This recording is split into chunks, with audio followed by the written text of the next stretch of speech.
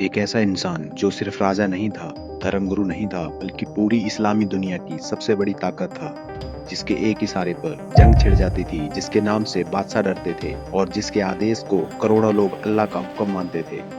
आज हम बात करेंगे खलीफा की। तो खलीफा होता कौन था, उसके पास कितनी ताकत थी और क्या वो आज सिर्फ इतिहास बन चुका है या अभी भी अस्तित्व में है? खलीफा अरबी शब्द खल्फा से निकला है, जिसका मतलब है उत्तराधिकारी या प्रतिनिधि। पैगंबर मोहम्मद की मृत्यु के बाद मुस्लिम समाज को एक ऐसे नेता की जरूरत थी जो शासन संभाले, कानून चलाए और धर्म की रक्षा करे। यहीं से पैदा हुआ खलीफा का पद। आसान शब्दों में, पैगंबर की मृत्यु के बाद इस्लामी साम्राज्य का सबसे बड़ा शासक। पहले 4 खलीफा। सबसे पहले आए खुलफाए राशिदान, यानी सही रास्ते पे चलने वाले खलीफा। इनमें शामिल थे अबू बकर सिद्दीकी, उमर बिन खत्ताब, उस्मान बिन अफ्फान, अली बिन अबू तालिब।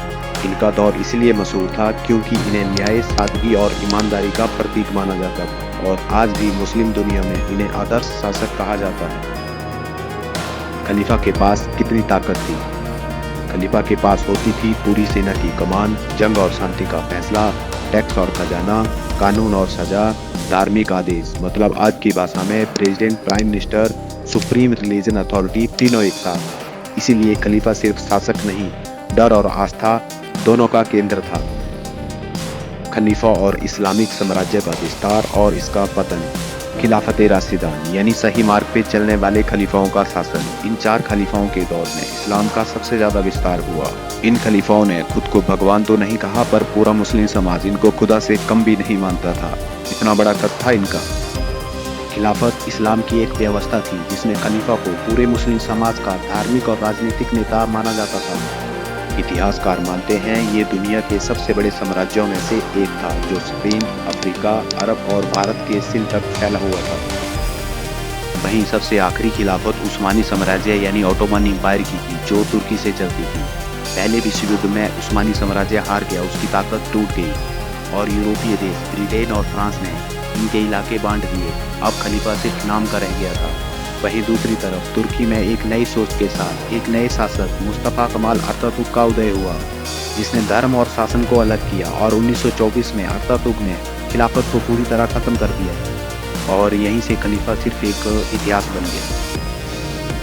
वैसे तो आज दुनिया भर में कोई मान्य खलीफा नहीं है, लेकिन कुछ इस्लामिक कट्टरपंथी संगठनों में खिलाफत वापस लाने की सोच मौजूद है। साल 2014 में एक बार फिर ISIS यानी Islamic state of Iraq and Syria नामक संगठन ने इराक और सीरिया पर हमले शुरू कर दिए और इन देशों के काफ़ी बड़े इलाकों पर अपना कब्जा कर लिया। और इस आधुनिक युग में ISIS के नेता अबू बकर बगदादी ने खुद को एक बार फिर नया खलीफा घोषित कर दिया। ISIS ने दावा किया कि इस्लामी खिलाफत फिर से वापस आ गई, लेकिन ये खिलाफत दुनिया पर राज करने, सत्ता का डर, आम लोगों की हत्याएं और जुल्म पर टिकी थी। ISIS के अत्याचार और नरसंहार को देखकर दुनिया ने, जिसमें अमेरिका, रूस, इराकी और सीरिया सेनाओं ने ISIS के खिलाफ मिलकर युद्ध शुरू किया और लंबे युद्ध के बाद 2019 में नए खलीफा अबू बकर बगदादी मारा गया।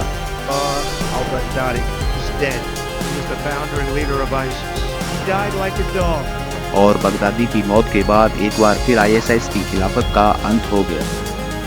खलीफा सिर्फ एक पद नहीं था, वो एक सिस्टम था, एक सोच थी, एक ऐसी ताकत थी जो कभी पूरी दुनिया को प्रभावित करती थी। लेकिन आज क्या खिलाफत इतिहास तक ही रहनी चाहिए या फिर? अपनी राय कमेंट में जरूर बताएं। वीडियो को लाइक और हमारे इस नई शुरुआत के लिए चैनल को सब्सक्राइब जरूर करें।